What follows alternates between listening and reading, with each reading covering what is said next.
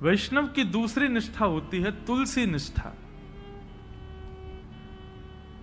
उसके तन पर यदि तुलसी स्पर्श नहीं है तो ठाकुर जी उसके हाथ से सेवा तो बहुत दूर की बात है, जल भी स्वीकार नहीं करेंगे। इसलिए आपके तन पर तुलसी स्पर्श होना बहुत आवश्यक है। यह वैष्णव की दूसरी निष्ठा है। कई लोग पूछते हैं तुलसी धारण करने के लिए, आप लोग धारण कर लीजिए, लेकिन उसके बाद लोग पूछते हैं महाराज जी अगर हम तुलसी धारण कर लें और कहीं कुछ खाना पाना हो तो? तुलसी धारण करने के बाद में एक नियम का पालन आपको निश्चित रूप से करना है कि कुछ भी खान पान ऐसा नहीं करना जिससे तुलसी का अपराध बने। और यदि आपने कहीं गलती से तुलसी जी के धारण के पश्चात कुछ ऐसा खान पान किया है तो दूसरे दिन उन तुलसी जी को यमुना जी में पधराओ, आना पड़ेगा, भोपाल से वृंदावन ही आओ, तुलसी जी को पधराओ, क्षमा याचना करो, ब्राह्मण भोज कराओ, संतों के चरणों में प्रणाम करके क्षमा मांगो, फिर दूसरी तुलसी जी ठाकुर जी के चरणों में अर्पित करके फिर धारण करो, फिर ये वचनबद्ध हो जाना कि अब नहीं करेंगे। एक व्यक्ति मुझसे बोला, बोले महाराज जी जब खाते पीते हो उस समय उतार दें, खान पान करके फिर पहन लें। वाह, ऐसा नहीं करना है। मन में एक भाव आता है कि श्री तुलसी जी आपके कंठ में विराजमान होने के लिए अपने रूप का त्याग कर देती हैं। वो एक पौधे के रूप में होती हैं, वृक्ष के रूप में होती हैं, ठाकुर जी को सुख देने के लिए नवीन नवीन अपने अंदर पत्रों को प्रादुर्भाव करती हैं, ठाकुर जी की सेवा में जाएंगे। लेकिन आपके कंठ को सुशोभित करने के लिए और आपके तन के कल्याण के लिए वो अपने उस रूप का त्याग कर देती हैं, अपने आप को छिलवा देती हैं और उसके बाद माला बनकर के आपके गले में विराजमान होती हैं। इतना बड़ा त्याग तुलसी जी हमारे लिए करती हैं, हम उनके लिए ये सामान्य सी वस्तु नहीं छोड़ सकते। इसलिए तुलसी निष्ठा, तुलसी जी को धारण करो। तुलसी जी गले में धारण होने के बाद में जैसे ही आप कुछ भी पाते हैं, पहली बात तो प्रसाद ही पाएंगे, प्रसाद पाते ही जैसे ही कंठ से नीचे जाएगा, कंठ में तुलसी जी है, नीचे जाते ही उसमें जितने दोष होंगे सब समाप्त हो जाएंगे। तुलसी जी कंठ में धारण हैं और उस समय आपने जलपान किया तो जलपान जैसे ही तुलसी जी के यहां कंठ से नीचे गया, तुलसी जी का स्पर्श होते ही वो साक्षात श्री यमुना जी का, श्री गंगा जी का जल हो जाएगा, ठाकुर जी का चरणामृत हो जाएगा। अरे कहां तक कहें, आप स्नान करेंगे और जैसे ही जल अपने सिर पर डालेंगे, आपके मुख पर आकर के जल जैसे ही तुलसी जी का स्पर्श करके सर्वांगीण अंग पर जाएगा, वह भी दिव्य किसी पवित्र नदी का रूप धारण करके, उनके जल का रूप धारण करके आपके तन को पवित्र कर देगा। तुलसी निष्ठा। कई संप्रदायों में तुलसी जी का भाव ऐसा धारण करो पर स्नान के समय मत करो, उसमें ऐसा भाव है कि तुलसी जी का जल चरणों में आ जाएगा। तो सब संप्रदायों के अलग अलग भाव हैं। कहीं पर ऐसा भाव है कि तुलसी जी का जल तन पे जाना चाहिए तभी पवित्र होंगे। तो अपने अपने गुरुजनों की प्रणाली के अनुसार आप उसका कर सकते हैं भाव। कई मन में भाव रखते हैं कि हम शौचाचार के लिए जाएं तब तुलसी जी को उतार दें। आपके भाव के ऊपर निर्भर करता है, आपका भाव कैसा है, उस अनुसार आप उसका पालन कर सकते हैं। नहीं तो शास्त्र और संतों की आज्ञा तो 24 घंटे आपके कंठ में तुलसी होनी चाहिए। तो दूसरी निष्ठा क्या है? तुलसी निष्ठा। और तीसरी और सबसे विशिष्ट निष्ठा एकादशी निष्ठा। वैष्णव को एकादशी व्रत निश्चित करना चाहिए। एकादशी के दिन अन्न में पाप का निवास होता है और उसके कारण एकादशी के दिन, अब यहां पर भी एक बात आ जाती है, भाव की बात आती है। देखो, भाव प्राधान्य जब हो जाती है ना बात, तो फिर वहां पर नियम नहीं चल पाते। बहुत ध्यान से सुनिए सब लोग। अब हमारे राधा वल्लभी है और हमारे हरिदासी वृंदावन के, वहां पर अधिकतर एकादशी नहीं मानी जाती। क्यों? उनका भाव ऐसा है कि भाई ठाकुर जी का भोग है कल हमने ठाकुर जी को भोग लगाया, वो अन्न था जिसको हमने भोग लगाया, प्रसाद बन गया। अब आज एकादशी, हम उस प्रसाद में फिर ये कर रहे हैं कि नहीं आज एकादशी, आज तो हम उसको पा ही नहीं सकते। तो ठाकुर जी का भोग, उसमें एकादशी पर अन्न कैसे हो सकता है? हम प्रसाद को अन्न कैसे मान सकते हैं? इसलिए कहीं ये भाव उत्पन्न ना हो, इसलिए कई हमारे आचार्य चरणों की प्रणाली में भाव से एकादशी का नई नियम माना जाता। पर आजकल के मॉडर्न जमाने में करवा चौथ भी नहीं रखती कई माताएं। क्यों? अरे मेरा ब्याह हुआ, मेरा पति इतना फल फूल रहा है, उसके लिए मैं भोजन क्यों त्यागूं? मैं तो खूब रज रज के पाऊंगी। इसलिए माताएं पाती हैं। देखो कितना भी आप पाओ, लेकिन जब करवा चौथ के दिन कोई मां, कोई बहन अपने पति के लिए व्रत करती है, एक दिन के लिए किया गया व्रत वो शोभनीय लगता, सुंदर लगता, उसमें कोई पीड़ा नहीं, सबको अच्छा लगता। बल्कि माताएं सौभाग्य मानती हैं कि हम व्रत करें। और आजकल तो भाई लोग भी करते हैं पत्नी के लिए। अच्छा है, आप लोग ज्यादा एक्सपीरियंस्ड हो, हमको नहीं पता। लेकिन हमारे लिए तो भैया ये एकादशी जो है ना, हमारे प्रियतम के लिए ये करवा चौथ का व्रत है हमारा। हम अपने श्याम सुंदर रूपी प्रियतम के, अच्छा लोग कहते हैं आयु बढ़ती आदि आदि, जो भी कुछ भी बढ़े ना बढ़े, लेकिन हाँ करवा चौथ का व्रत जब मां करती है तो उसका अपने पति के प्रति प्रेम बढ़ता है। पति को भी लगता है अरे मेरे वजह से बच्चा भूखी प्यासी बैठी सुबह से। भाई सेक्रीफाइस जो होता है ना, ये प्रेम में बहुत आवश्यक है। और अन्न जो है ना, ये हमारे प्राणों को धारण करता है। अगर हम उस अन्न के प्रति एक दिन का सेक्रीफाइस करते हैं तो उसमें कौन सी बड़ी बात है? और भाई ऐसे सेक्रीफाइस यदि अगर रोज करो, सब जानते हैं एकादशी कैसी होती है। कुटू की पकौड़ी, कुटू की कचौड़ी, समा के चावल, मखाने की खीर। अगर व्यक्ति एकादशी वाला फलाहार नित्य करने लग जाए तो 7 दिन में 5 किलो वजन बढ़ जाए उसका। आप बाकी के दिन इतना नहीं पाते जितना एकादशी। और एकादशी के दिन तो कई लोगों को वैसे तो 3 बार पाएंगे, नाश्ता, भोजन, रात्रि भोजन। एकादशी के दिन 6 बार पाते हैं। बोले हमारा व्रत और है, बार बार कहते और है इस बात को, व्रत है आज हमारा।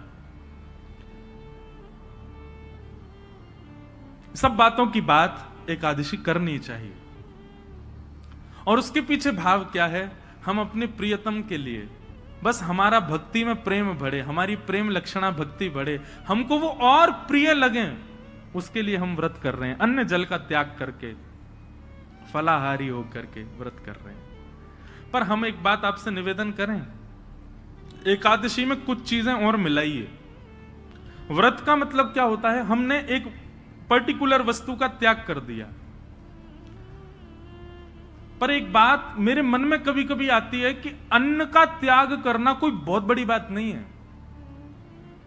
आजकल के बच्चे सो करके उठते 12 बजे हैं और 12 बजे उठते हैं तो फिर भोजन पानी उनका ऐसे ही अस्त व्यस्त ही रहता है। आजकल के बच्चे एक समय ही भोजन कर लें वही बहुत है। तो भोजन का त्याग करना कोई बहुत बड़ी बात नहीं है। कई लोग बिना भोजन के भी निकल जाते हैं, बिना भोजन के भी रह लेते हैं। ये उस समय बड़ी बात थी जब और साधन नहीं थे, जब हमारे पास में टीवी नहीं था, हमारे पास में फोन नहीं था, इंटरनेट नहीं था, ये सारी आधुनिकताएं नहीं थी। तब मानव का एक ही काम था, काम करो भोजन पाओ, काम करो भोजन पाओ। भोजन ही सब कुछ होता था। उन कालों में उस भोजन को त्यागने के लिए व्रत की विधा बनाई गई। पर आज वास्तव में व्रत उस वस्तु का होना चाहिए जिसके बगैर आप एक क्षण नहीं रह सकते। उस वस्तु का व्रत होना चाहिए। तो कई बातें हैं। एकादशी में 2-3 चीजें जोड़िए।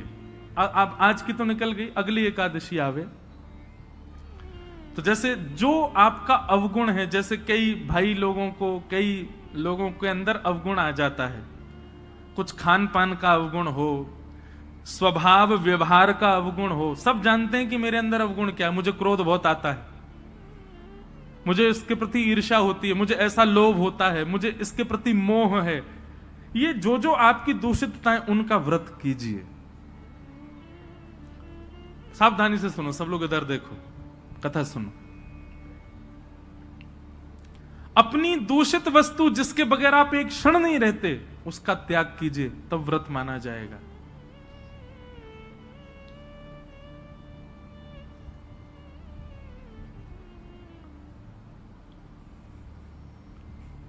निकालिए, लिस्ट बनाइए, ऐसे कौन कौन सी वस्तुएं हैं जिनके बगैर आप एक क्षण नहीं रह पाते। संसारी वस्तु, उसका व्रत कीजिए, एक दिन व्रत कीजिए। अगली एकादशी पर नियम बनाओ। सबसे ज्यादा तो फोन ही है भैया, उसके बिना ही नहीं रह पाते हम। अगली एकादशी प्रयास करके देखो।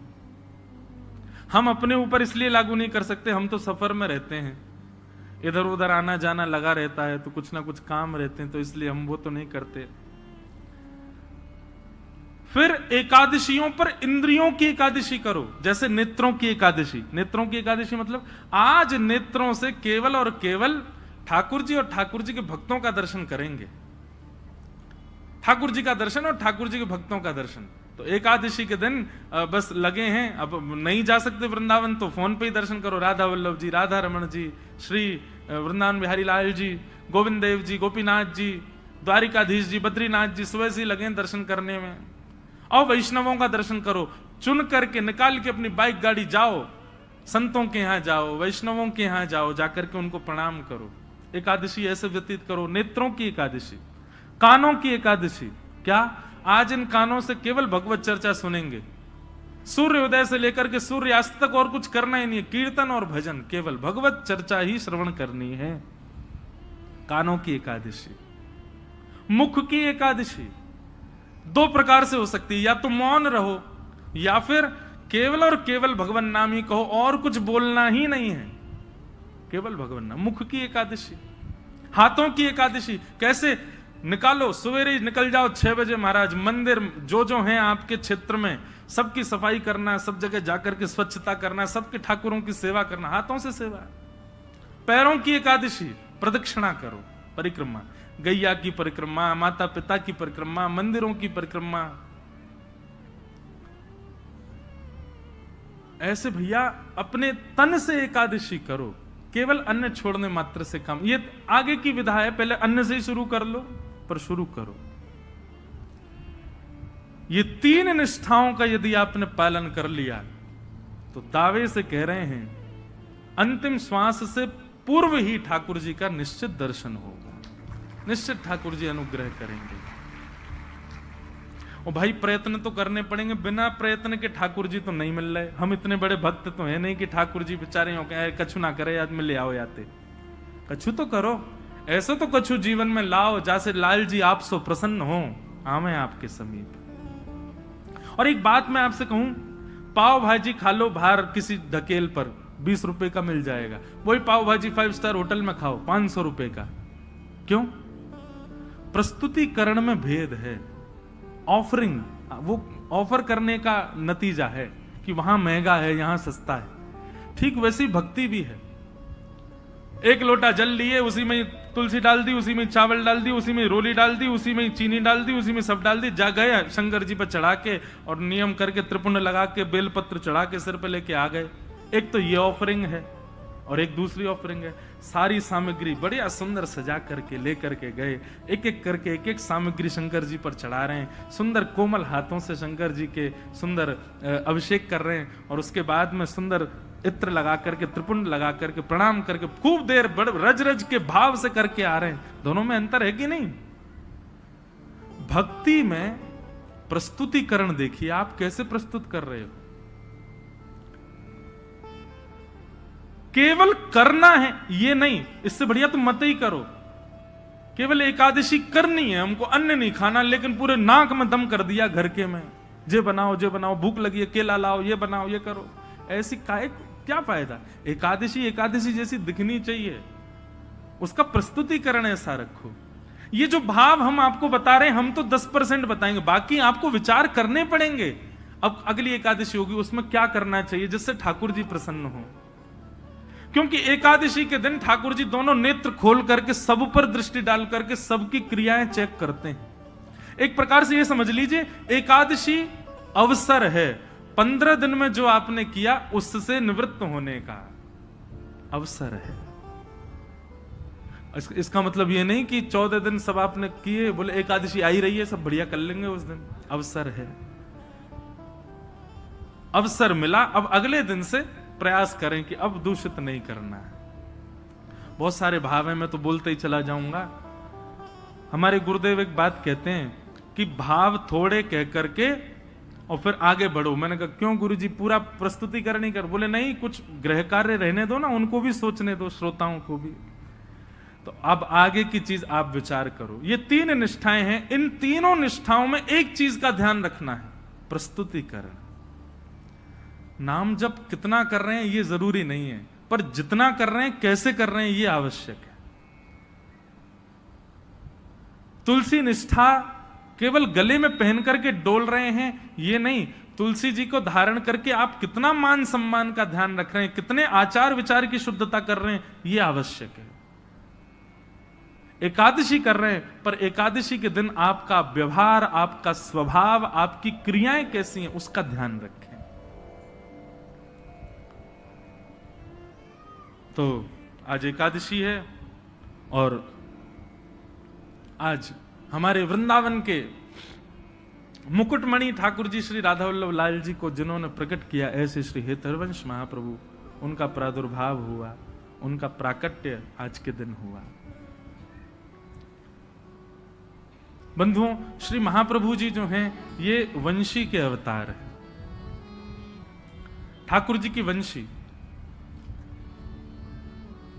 वृंदावन में 3 हरित्रयी हैं, 3 हरि हुए। कौन कौन?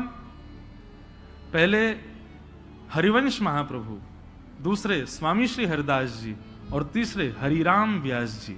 ये हरित्रयी बोली जाती। और इन हरित्रयों के रूप क्या हैं? ललिता, विशाखा और वंशी। इन तीनों का अवतार ये तीनों हैं। आप सबको पता है, और नहीं पता है तो सुन लीजिए। अभी मेरी नासिक में कथा थी तो इतना मुझे सुख मिला। प्रथम दिन और अंतिम दिन 2 दिन में त्र्यंबकेश्वर दर्शन करने गया, क्योंकि मेरा नियम था कि 1 महीने तक मैं उस परिसर से बाहर नहीं जा सकता जहां कथा थी। तो वहां से महादेव का स्थान लगभग 30 किलोमीटर था।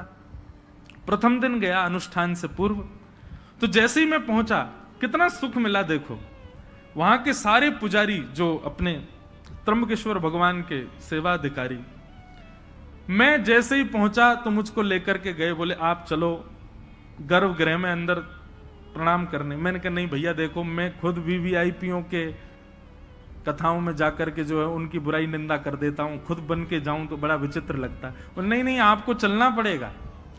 मैंने कहा देखो, खुद प्रयास करके जाना, उसमें हो सकता है कि गड़बड़ी हो, लेकिन कोई खींच के ले जा रहा हो तो फिर मना नहीं है। आप स्वयं प्रयास करके मत जाओ, लेकिन आपको पुजारी जी स्वयं ही खींच ले जाएं तो फिर दिक्कत नहीं है। कई लोग सोच रहे होंगे, बोले ठीक है तो फिर हम पुजारी जियों से ही अपने संबंध बना लेंगे, बढ़िया। उनसे कह देंगे देखो हम प्रयास नहीं करेंगे, तुम खींच लेना हमको।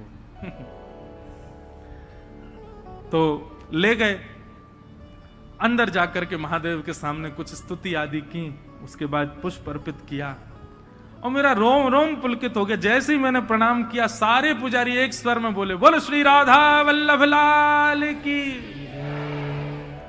ये सुनते ही मेरा रोम रोम पुलकित। मैंने कहा आप लोगों ने? बोले नहीं, आपने कहा है ना कथा में कि श्री राधा वल्लभ जी जो हैं ये महादेव के ठाकुर जी, ये हमारे श्री महाकाल भगवान के निज ठाकुर जी हैं। जैसे हमारे निज के गोपाल जी, मेरे निज के श्री गिरधर लाल जी, ऐसे ही श्वेत द्वीप में उमा पार्वती और महादेव दोनों मिलकर के अपने निज ठाकुर जी की सेवा करते हैं। वही है श्री राधा वल्लभ लाल जी जो वृंदावन में विराज रहे हैं। ये महादेव के ठाकुर जी। आत्मदेव नाम के ब्राह्मण ने तपस्या करके महादेव को प्रसन्न किया। महादेव ने प्रसन्न होकर के कहा, वरदान मांगो, क्या चाहिए ब्राह्मण देवता। तो आत्मदेव ब्राह्मण जो थे वो थोड़े से उनके अंदर ये था कि मैं ऐसा कोई रत्न मांग लूं जिससे मेरे जीवन में कोई अभाव ना रहे, मुझे धन की प्राप्ति होने लग जाए उससे।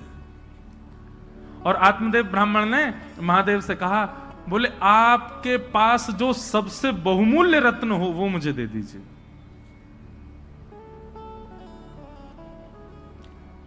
महादेव ने जैसे ही सुना नेत्र सजल हो गए, बोले तुम सब दुनिया मांग लो हमसे, लेकिन ऐसा मत कहो कि अपना बहुमूल्य रत्न दे दो, क्योंकि महादेव के बहुमूल्य रत्न तो श्री राधा वल्लभ जी हैं।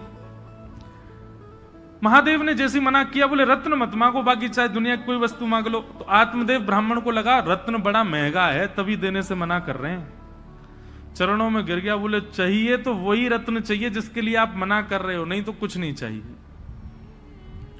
तब महादेव भाव नेत्रों से अश्रुपात हो रहे हैं, श्वेत द्वीप गए और जाकर के अपने त्रिभंग लली श्री राधा वल्लभ लाल जी को कंठ से लगाया और एक वस्त्र में ठाकुर जी को पधरा करके आए और आकर के उस आत्मदेव ब्राह्मण को प्रदान कर दिए। महादेव अंतर ध्यान हो गए। उसने तो उत्सुकता से जैसे ही वस्त्र हटा के देखा तो श्री राधा वल्लभ लाल जी खड़े थे। बट दुखी हो गया बेचारा, बोले मैंने तो रत्न मांगा था जी, ऊपर से सेवा और दे गए मुझको, तो वैसे ही खर्चा पूरा नहीं हो रहा घर का, अब इनको भी पधराना पड़ेगा सब कुछ। उनकी सेवा होने लगी। महादेव को बड़ी चिंता, मेरे ठाकुर जी की सेवा में सुख होना चाहिए। तब भगवान की वंशी महादेव ने उनको आज्ञा की, बोले आप सदा उनके अधर पर विराजमान रहती हो। और वंशी के मन में भी ये भाव रहता है कि ठाकुर जी मेरे कोमल छिद्रों को दबा करके मानो मेरी सेवा करते हैं, ठाकुर जी मेरी सेवा करते हैं। इससे वंशी को कई बार मन में ऐसा भाव आता है कि नहीं नहीं नाथ, मैं आपकी सेवा करूं, आप क्यों मेरी सेवा करते हैं। तो वंशी बड़ी कभी कभी व्याकुल रहती है कि मैं ठाकुर जी की सेवा करना चाहती हूं, पर ठाकुर जी देखो होठों की तकिया पे सुला करके अपनी कोमल उंगलियों से मेरे चरण दबाते हैं। मुझे कभी कभी बड़ा श्रम होता है इस भाव से। तो वंशी जी की इस चिंता को आज महादेव ने पूर्ण किया। बोले कि आप चिंता मत करो, आप चाहती हैं ना कि आप ठाकुर जी की सेवा करें, जाइए आप ही आचार्य चरण श्री हित हरिवंश महाप्रभु के रूप में पृथ्वी पर अवतरित होइए और जाकर के आत्मदेव ब्राह्मण के यहां से ठाकुर जी को ले जाकर के वृंदावन में विराजमान कर। तब भगवान की वंशी ही श्री हृदयवंश महाप्रभु के रूप में पधारे और आकर के उन्होंने ठाकुर जी की सेवा। महाप्रभु जी का चरित्र बहुत सुंदर है, संपूर्ण तो नहीं पर कुछ कुछ भाव में आज भक्तमाल जी में पढ़ रहा था। अच्छा, हमारी जीवन की सबसे पहली भक्तमाल कथा है इसी वर्ष 19 से 26 अगस्त हम भागवत कथा करते हैं। और अभी साल में एक राम कथा का भी नियम हो गया है, एक एक ज्योतिर्लिंग में। पिछली बार सोमनाथ में थी, इस बार रामेश्वरम में है 24 दिसंबर से राम कथा। लेकिन हमारे वृंदावन के संत जनों की आज्ञा हुई कि लाला एक बार अब भक्तमाल जी में भी प्रवेश करो। मैंने कहा महाराज जी मैं भक्तमाल जी तो कहता ही हूं कथा में। बोले नहीं, स्वच्छंद भक्तमाल जी की कथा करो।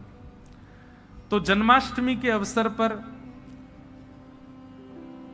19 अगस्त से 26 अगस्त तक जयपुर में, क्योंकि भक्तमाल जी वहीं लिखी गई हैं, जयपुर में ही गलता जी हैं जहां पर भक्तमाल जी की रचना श्री नाभा गोस्वामी जी ने की, तो वहीं पर प्रथम भक्तमाल का। तो आज मैं भक्तमाल जी पढ़ रहा था, इतना सुंदर भाव, बहुत ध्यान से सुनिएगा। नाभा जी के गुरु जी की आज्ञा हुई कि हे नाभा जी आप एक काम कीजिए। बोले क्या?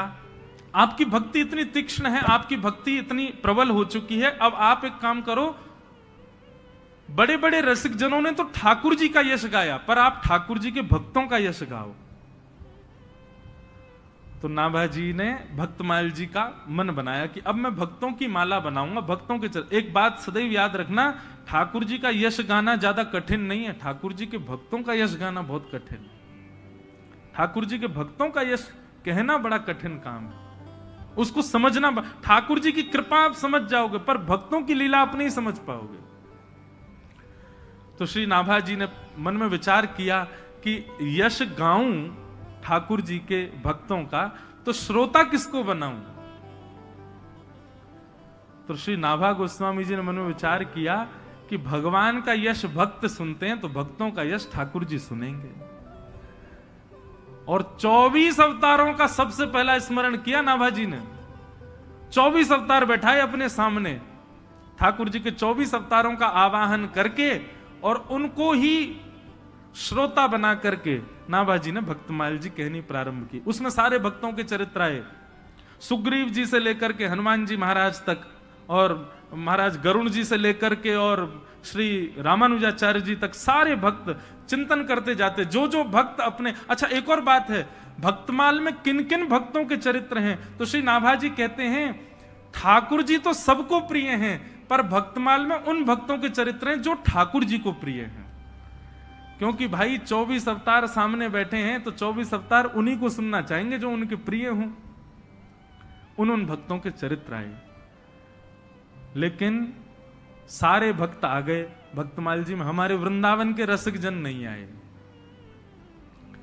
क्योंकि नाभाजी तो स्मरण करते थे ना, जो भक्त का चिंतन आता उसी का छप्पे छंद लिख देते, सबका यश गाया, लेकिन वृंदावन के रसिक संत जन चित्त में नहीं आए। तो श्री नाभाजी चिंतित हो गए, बोले कि भैया सारे भक्तों का चिंतन चित्त में हो रहा है, लेकिन ब्रजमंडल के वृंदावन के वैष्णव भक्तों का, संतों का चिंतन मुझको क्यों नहीं हो रहा। तब उन्होंने अपने गुरुदेव से जाकर के अपना ये भाव प्रकट किया, बोले सारे भक्त मेरे चित्त में आ रहे हैं, पर वृंदावन के भक्तों का स्मरण नहीं हो रहा मुझको। कितनी सुंदर बात। उनके गुरुदेव ने आज्ञा करते हुए कहे, बोले भैया ये जितने भी भक्तों का चरित्र तुम गा रहे हो, ये कोई ना कोई भक्त इन 24 अवतारों को, जिनको तुमने सामने बैठाया है, इन 24 अवतारों को कोई ना कोई भजता है।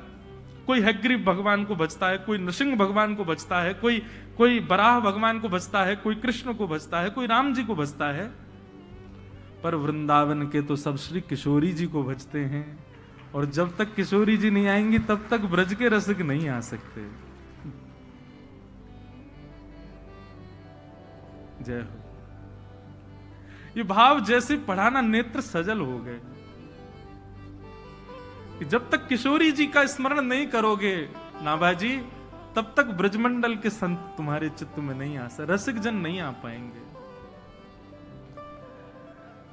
तब श्री वृंदावनेश्वरी किशोरी जी हमारी श्री राधा रानी का स्मरण किया।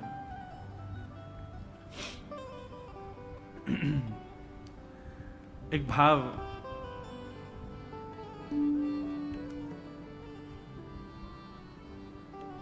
श्री किशोरी जी के लिए व्यासपीठ से प्रकट किया, उसी को कह करके चले आगे। वृंदावन में जाओ तो भैया किशोरी जी से इच्छा, मैं एक बात कहा करता हूं कथाओं में कि आपका मन वृंदावन जाने का हो रहा है तो समझो ठाकुर जी आपको याद कर रहे हैं। आप भोपाल स्टेशन से ट्रेन में बैठ गए तो समझ जाना ठाकुर जी आपको याद कर रहे हैं। शताब्दी में जाओ, चाहे कौन सी भी ट्रेन में जाओ, यहां से निकल करके महाराज झांसी पहुंच गए तो समझ जाना ठाकुर जी याद, और जितना जितना वृंदावन के समीप पहुंचो समझना ठाकुर जी उतना ज्यादा याद कर रहे हैं। झांसी से फिर ग्वालियर पहुंच जाओ, मुरैना और सब पार करते हुए आगरा पहुंच जाओ, समझ जाना ठाकुर जी याद कर रहे हैं। लेकिन जैसे ही मथुरा पहुंचो और मथुरा में जाकर के रिक्शा में बैठ करके जैसे ही वृंदावन जाने लग जाओ तो भी समझना ठाकुर जी याद कर रहे हैं। लेकिन वृंदावन की सीमा में प्रवेश करते ही अपने मन को सांत्वना देते हुए कहना ठाकुर जी नहीं, श्री जी याद कर रही थी। क्योंकि भैया हमारे ठाकुर जी याद करेंगे ना तो हो सकता है ग्वालियर में ही इंजन खराब हो जाए। ठाकुर जी याद करेंगे तो हो सकता है मथुरा से दूसरी ट्रेन से वापस भोपाल आना पड़ जाए। ठाकुर जी याद करेंगे तो हो सकता है रिक्शा रास्ता में ही पंचर रह जाए। पर निर्विघ्न रूप से वृंदावन पहुंच गए तो यही समझियो श्री जी ने याद किया तभी हम पहुंच पाए हैं।